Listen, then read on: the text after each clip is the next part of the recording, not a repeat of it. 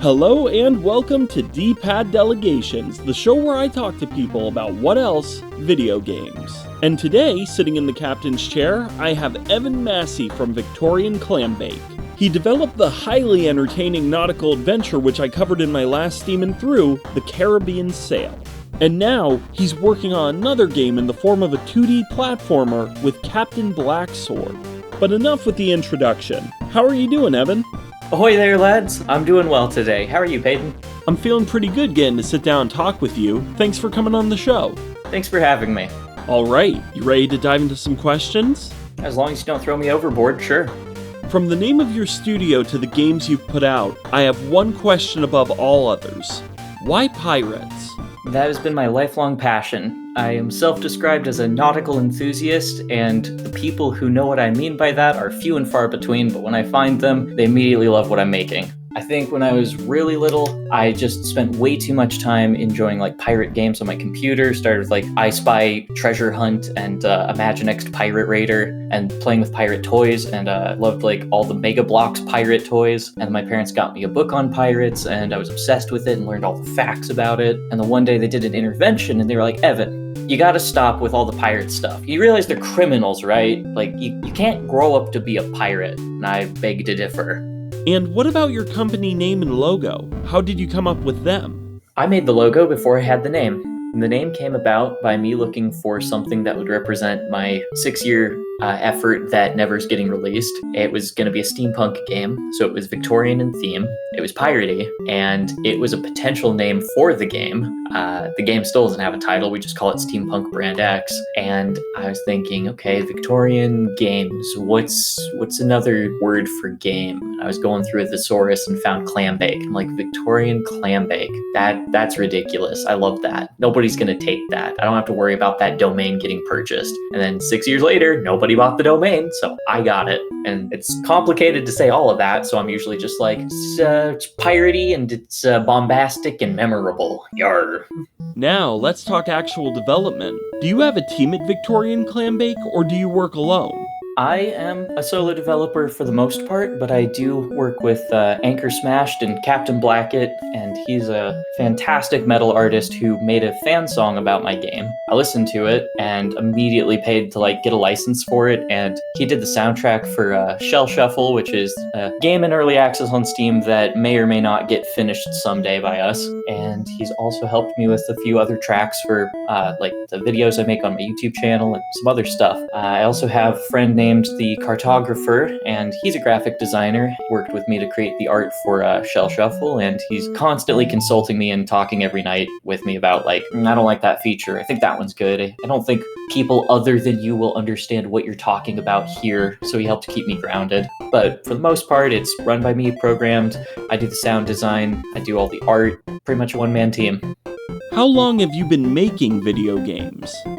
Professionally since 2017, so about 7 years now. But how long have I been making video games? Probably ever since my parents first bought me Pinball Designer for the DOS, but it also worked on Windows 98, and I was obsessed with pinball, and I wanted to be a pinball designer. And then I started playing with Legos and wanted to be a Lego set designer. And then I got old enough that I could use the Windows XP to get online and find things, and there was a website called Splotter, but it was kind of bad, so I went and found a different website called Playcrafter. And that one you could actually make platformers and kind of dive into code for free. And then I got on Roblox and played a lot of that and made a lot of my own games there. Like a Universe, where I kept trying to make my own games, but it was a little more restricted. And then I found Game Maker, and that was where I finally started to realize how much I could actually make. Then when Steam Greenlight came out, I realized there was a chance for me to actually get a game out. And the first game that I started working on that I intended to release professionally, I spent 6 years working on before canceling in 2017 and dedicating to the Caribbeansail. What inspires you to make video games, and where do you get the inspiration for them? I think I just love to see people's reactions to my work. I've always been creating things and showing it off, and games take everything you learn and give you a place to apply all of that knowledge to create an experience for other people. And then where most of my inspiration comes from, just other things that I enjoy. Playing games that I love but think, I could use this in something else, or I wish I could remake that but a little bit better or a little bit more piratey. On the subject of inspiration, I guessed in my Steamin Through that the Caribbean Sail was inspired by the Oregon Trail. Was my guess correct? Yep, absolutely. When I was really little, one of my favorite games to play on the Windows 98 was the Oregon Trail, 2nd edition. We'd head out on the trail and get bitten by the rattlesnakes and drown in the rivers and write it all down and have a great time. And then one day when I was working on figuring out what game I should make to figure out how to save and load and just keep it really simple, I was staring in the hallway and distinctly remember looking in the corner on my way to the bathroom and thinking, I wonder if there's a good Oregon Trail but pirate themed game. And the last one that was made was so outdated you couldn't download it. And I thought, I could probably make one in the DOS style. So in about 2 weeks, I had a first version of the Caribbean Sail done and started showing it off to my friends. And they were like, you should take this to go market. This is good. And here we are. Were there any other games that helped inspire the Caribbean Sail? I love immersive sims.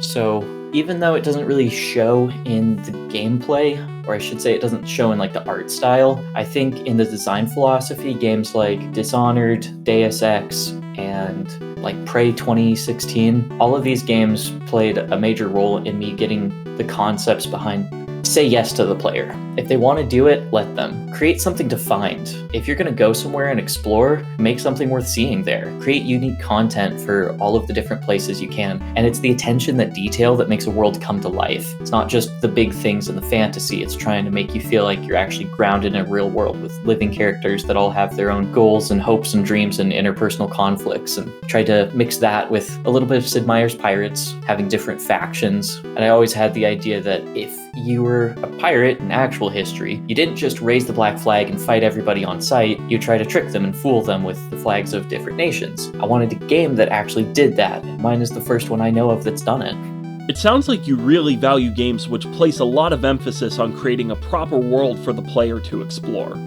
I mean, here's the thing. I think there's two kinds of games, the ones that make you feel and the ones that make you numb. I hate playing the ones that make you numb because I look around at my life falling apart and just go, why did I get a second job again? It's bright and colorful and takes my money. Now get rid of that. And the ones that make you feel, those have passion behind them, an inspiration, an idea, something that brings people together for fun, friends, and stuff. I couldn't agree more. Games that leave a real impact on you are the ones that deserve our attention as players. But back to your game, how long did it take you to develop it? 2 weeks for the very, very first version, which was just sail from England to Nassau, and there was very little content in between. It took about 5 to 6 months from there to get it to a completely different playable state before release on Talk Like a Pirate Day, September 19th, 2017. And then I spent 10 months adding features and updates. I spent about a little less than a year on the route planning expansion, and that one opened up the world so it was no longer linear, it was actually open world. And then I spent a little over a year and a half, maybe 2 years working on the fantasy toggle expansion. And then I spent about 6 months, I think, working on the Drunken update, which was the last update that added rum and polished every other feature that was already in the game. And that's about the time that I made the physical edition, and that's when I tried to gold master the game, which is something people don't talk about anymore, but back in the day when we didn't have day one updates and patches and all of that, the game had to run on the CD, and it had to be perfect because there was no going back to fix it. So I'd say, all in all, it probably took me about 5 years to make the game. I've never heard the term gold mastering before. What is that? Gold mastering for CDs was simply the term used by any studios that had to make a version of the game that had gone gold. Done. This is it. This is going on CD. And since we're talking about physical media, I wanted to ask you about the Kickstarter that you held for a physical release of the Caribbean Sail back in 2021. What made you decide to run that campaign?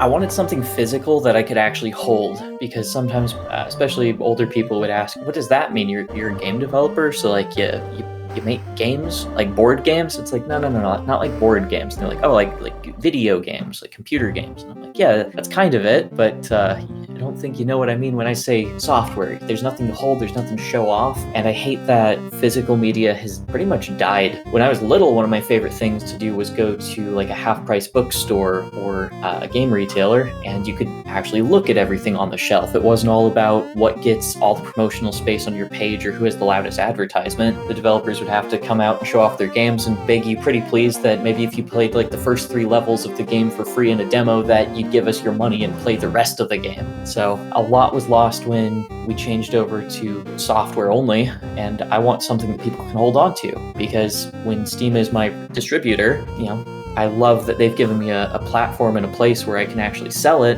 but I want some way that my game can live beyond that. In the unlikely event that Steam ever did crash, we can say that there it is. In gaming history, physical game was made. Somebody still got it. To back up a bit, how did the Caribbean Sail's original launch go? And what platforms did you put it on? I had released it on GameJolt, itch.io, and even my own website before it came out on Steam. I think altogether, a little less than 11 people played the game, including my friends, before it was released on Steam. Here's a big one for me. What made you decide to add Steamboat Willie to the game? Was it simply because he was finally entering the public domain, or did you have a clear idea of what he'd play like? A little bit of both. I remember a couple years ago just reading about characters that would come into the public domain and thinking, Popeye, that would be fun in one of my games. Steamboat Willie, oh, he would be perfect for the Caribbean Sail. He's black and white. He has his own boat. The music is fun. I could do this. All I'd have to do is implement the character. And then I went through a little debate in my head about whether or not I would do it, because if he's not going to be on the physical edition, there's going to be missing content for those people. And I was constantly finding reasons to go back to develop the game, and it's like, this needs to be done. I need to work on something else now. But I thought Steamboat Willie can be the one exception because people are going to love it. It would probably help a lot with the marketing. He fits perfectly. He belongs in the game as it is. And screw Disney. People definitely did love Steamboat Willie. His announcement trailer got over 100,000 views, making it the most viewed video on your channel. Did you see an increase in sales because of that?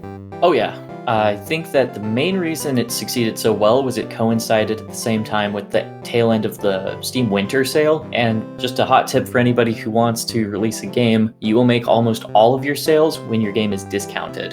The rest of the time, people will just be wishlisting it. And then once your next sale hits, that's when you'll actually make the sales. So don't be shy to put your game at what it's actually worth, because people will not be paying that most of the time. With Steamboat Willie, the video got 100,000. I remember thinking it was maybe going to get 1,000. That would be really good for how well my channel does. And I finished making it, uploaded it, try not to look at it. Took a glance a few hours later. I was like, it's 20 views, 50 views, 100 views. It's pretty good. Went out to eat, came back. It's 50,000 views. What's going on? And then it just blew up over the week. And by the end of the week, it was at 100,000 views. And I went and looked at my sales, and they, I think, spiked by about, I was doing an average 20 sales a day while the game was discounted, to about 100 sales a day for the rest of that week, which is absolutely fantastic for a small pixelated indie game that came out 5 years ago. I'm glad that worked out great for you. In retrospect, would you say the Caribbean Sail lived up to your expectations, both in terms of sales and how it stands in its current state? Well, the idea is definitely not finished, and if I was going to develop more, I would make the fishing more fun. When it comes to sales units and stuff, I'm really not afraid to share my numbers. The game has sold 15,055 copies since release in 2017, which is absolutely phenomenal for a first release from an unknown indie. Day one, the game, I think, made just shy of 50 sales, and I was not devastated, but I was underwhelmed for how much work I had put into it, and I think I was working about 18 hours a day for those 6 months straight. I really wanted it to do better, but I was in love with the game, so I decided to just keep making it. And I think that where the success really came from was the weekly updates with the fairly humorous and high-effort posts I would do on Steam every week. People enjoyed reading them, they liked seeing what went into the game, and they liked giving feedback to see what they said would turn into content in the game. Like the bottle message feature, that one wasn't in the original release at all as a public thing. It was just gravestone markers, like in the Oregon Trail. But I found a way to get it to work by using a high score lead leaderboard online where the distance you died at was the score, your player name was the message that would go in the bottle, and then I would use it to randomly select a distance you died at and then plug it into the game, and the way you'd see the leaderboard was just as the bottle floating by. And that's how I got public messages and bottles into the game for about 3 years. And then when I did the physical release, I went through, audited them with my moderators, got rid of all the super salty language that people probably shouldn't see, and then we put them back in, so there's like a little over 2,000 unique user-made messages. One last question before we move on. What is your favorite part of the Caribbean Sail? The community. I don't think I could have done it without them. The feedback, the love, the passion, the Discord community especially. They're a bunch of people who are close to my heart. They're all sailors and pirates and retro gamers. Any one of them is just fantastic to talk with, and I think that I made a game that brought them all together. Now let's talk about your upcoming game, Captain Blacksword. Much like how the Caribbean Sail is inspired by the Oregon Trail, is there a similar inspiration for this title? The original Castlevania. Played it, not enough pirates, started making my own version, more pirates. What's it been like working on a platformer? It's been different. I think the biggest challenge is the art style, because when you're making a game that's 2-bit, black and white, just make some good pixel art, especially low resolution, no problem. Once you start to add color to the mix and you try to restrain it to an NES color palette, it becomes a lot more difficult. And then when it comes to the platformer aspects, I had 6 years of experience developing a platformer before I went to make the Caribbean Sail. I think my biggest challenge with this one's going to be marketing it, because when people see platformers these days, they very quickly lose interest unless it's something they know they're going to love with a really unique mechanic. I think the retro style might help a little bit, but a lot of similar games I see coming out around it are not doing very well. Otherwise, mechanically, I'm still using Game Maker, and I'm still familiar with that code base and the way that I've made games, so I think this one's going fairly well, but a lot slower just due to the art style. Has your community been responsive to Captain Blacksword despite how different it is from the Caribbean Sail? Absolutely.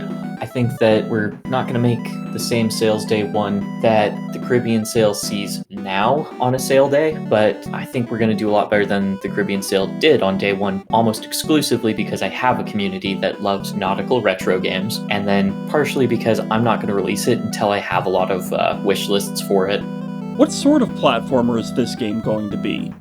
Trying to keep myself on track with combat platformer. I don't want the frustration to be falling off of platforms and like wonky controls that were made for combat platformer and then used for a platforming game. I want to be a focus on the combat, and I want lots of different moves, lots of different enemies, and at least one unique gameplay mechanic in each level that maybe interacts with the platforming and whatnot, but I still want it to be a pirate game, so I'm not going to have naval combat from the top down shooting your cannon style. I kind of want Captain Blacksword to be the really interactive everything that was missing from the Caribbean Sail. Boarding, hand-to-hand combat, managing your character's motions and stuff instead of being very hands-off. I think it's going to be interesting to see if people respond to actually being a character instead of playing as yourself, because that's a pretty big drift between the fantasy of being the captain and that captain is you, and playing as a heartless pirate who wants to just go around stealing everybody's money. How long do you think Captain Blacksword will be? My goal is for it to at least exceed 2 hours, so people can't get their refunds, har har. But the actual layout's going to be 9 different levels and then an ultimate boss fight. So each section is going to be 3 levels in an area, and you can choose which of the 3 areas you want to start at, and each one will unlock a new gameplay mechanic or Blacksword ability, and they're going to start with like an easy, medium, and hard. So if you struggle in getting past the medium area of like the west level 2, you can go to the east level 1, which will be easier, unlock new abilities, and then go back to it to keep making progress. So I think once all is said and done, it's probably going to be a fairly long game, especially if you struggle with games like Castlevania. But I want to make it approachable, so even if you aren't very good at it, you're still having fun. Is this game set in the same universe as the Caribbean Sail? If the fantasy toggle is on, I don't see why not. And what about Steamboat Willie? Steamboat Willie is going to sail on to greener pastures, but that doesn't mean you won't see other characters that might become public domain at some point soon in certain games that I'm making. Finally, since you're the pirate game aficionado, do you have any fellow pirate indies you'd like to recommend? Indie pirate games that you should check out: Sailforth, Blackwake, Pixel Piracy, Age of Water, The First Voyage, Don't Sink. Trying to think of more that people haven't heard of 101 times. Leven Terra, Tale of the Winds. The name is terrible, the artwork is pretty 8-bit, but the aspiration behind it is exactly what I wanted the game that I canceled to be. Side-scroller, 2D, but it's got naval combat in it, you have interesting islands to explore, and at will you can leave the island, get on your ship, and go sailing to find another island or a naval battle to get in. Oh, Dredge! Dredge counts as a pirate game, I don't care what you say. You can sail around and go fishing every day, that's the life of a pirate mostly. I'll be sure to link to all of those in the description, and I'll have to check some of them out for myself too and see how they stack up to the Caribbeansail. Glad to hear it. That's my goal as a game developer. Help people have fun and enjoy life while they still can. We're right at the end here. Do you have anything you'd like to add before we wrap up? Remember, lads, keep one hand for yourself and one hand for the ship. Protect yourself and protect the crew. Sage words. Thanks again for coming on the show, Evan. Fair winds to you all. And now for a special announcement. For anyone who can't wait until Captain Blacksword releases for more Victorian Clambake piratey goodness, I have exciting news. Going live next week is a brand new Kickstarter from Evan, and this one is based around a deck of stylish pixelated playing cards. Don't be surprised if the art on them looks familiar, because it's directly inspired by the graphics in the Caribbeansail. So if what you see on screen looks like something you'd like to help fund into reality, be sure to check out the link in the description to the upcoming Kickstarter. This has been D-Pad Delegations, because the only thing better than playing games is sharing them.